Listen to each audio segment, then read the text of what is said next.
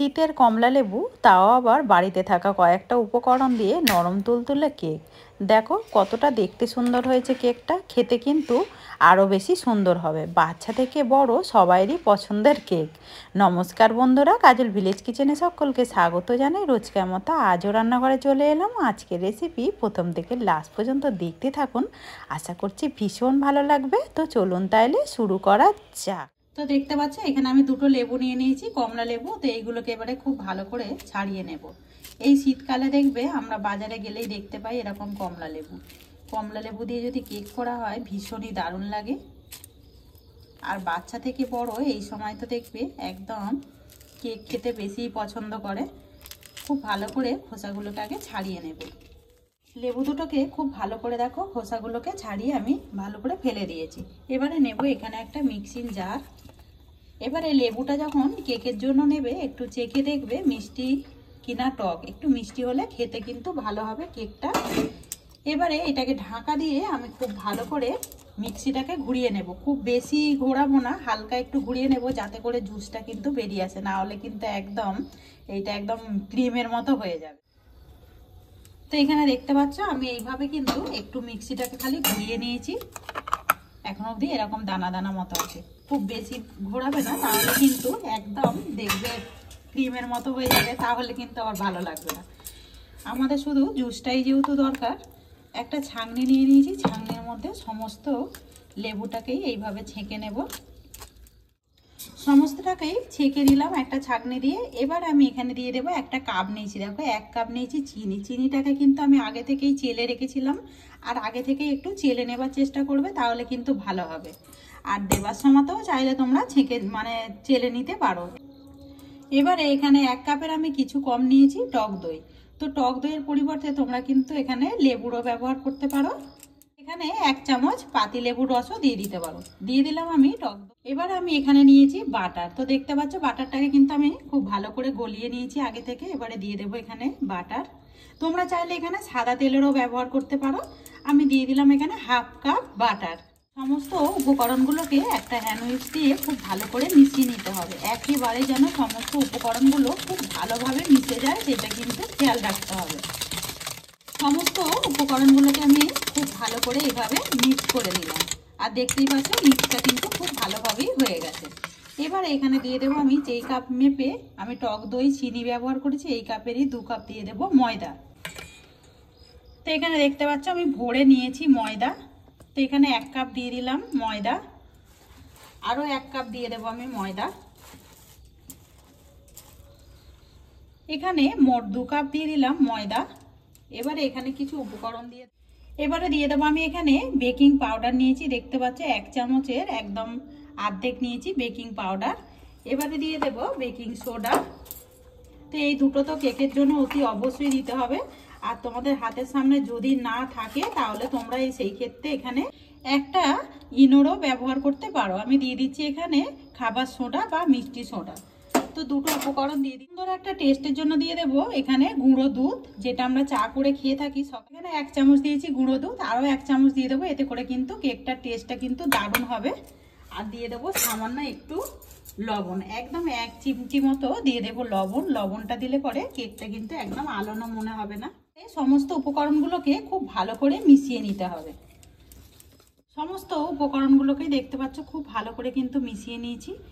এইভাবে সমস্ত উপকরণগুলোকে খুব ভালো করে মিশিয়ে নিতে হবে। একটু থকথকে আমি ব্যাটারটা রেডি করেছি। এবার এখানে দিয়ে দেবো একটু ভ্যানিলা, এতে করে কেকটার টেস্টটা কিন্তু বেশ দারুণ আসবে।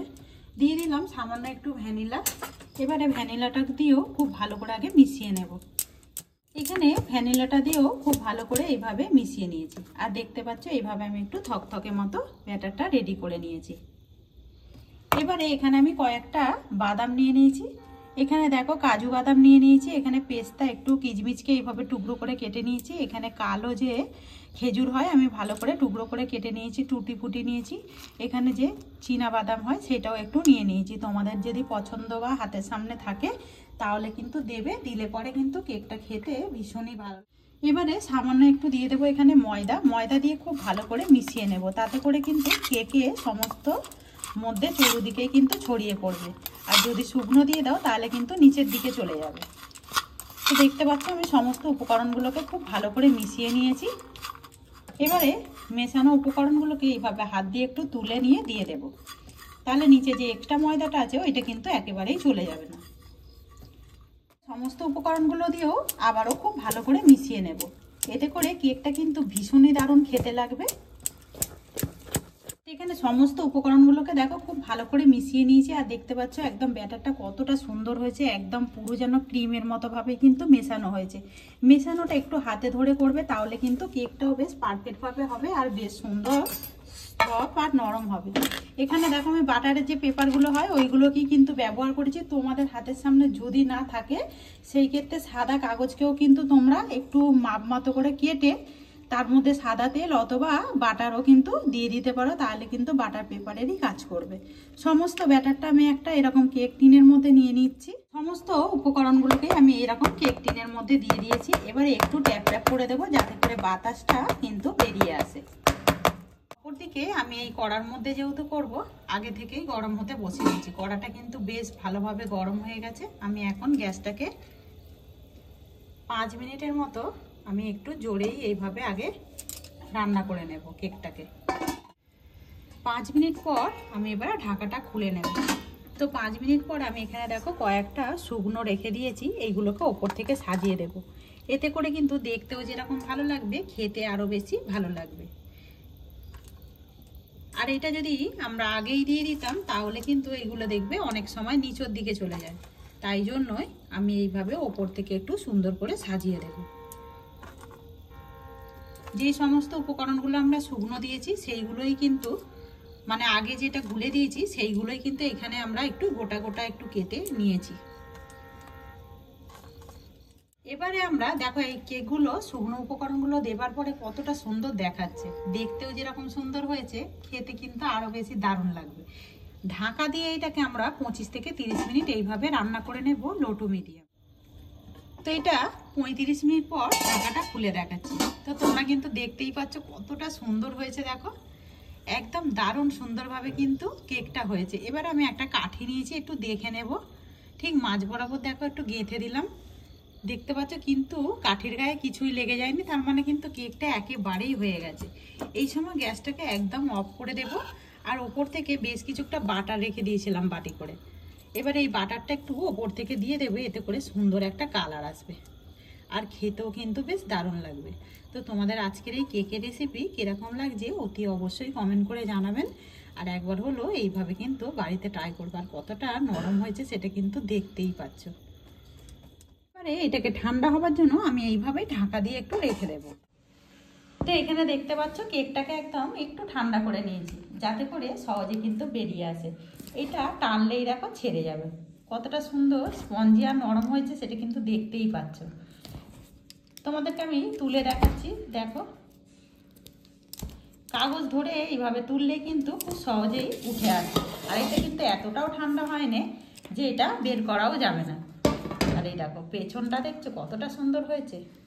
কাগজগুলোকে তুলে দেব। কোনো রকম দেখো বাটার পেপার ছাড়াই আমরা কিন্তু এইভাবে বাটারের যদি কাগজগুলোকে রাখা যায় বাটার পেপারের কাজ কিন্তু করে।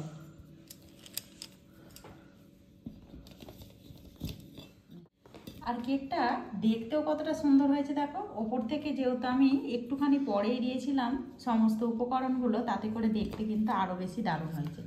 আর কতটা নরম তুলতুলে হয়েছে সেটা কিন্তু দেখতেই পাচ্ছে। একদম বাড়িতে থাকা কয়েকটা উপকরণ দিয়ে আর এই শীতের কমলা লেবু দিয়েই কিন্তু খুব সহজে এরকম বাড়িতে কেক রেডি করে নিতে পারবে।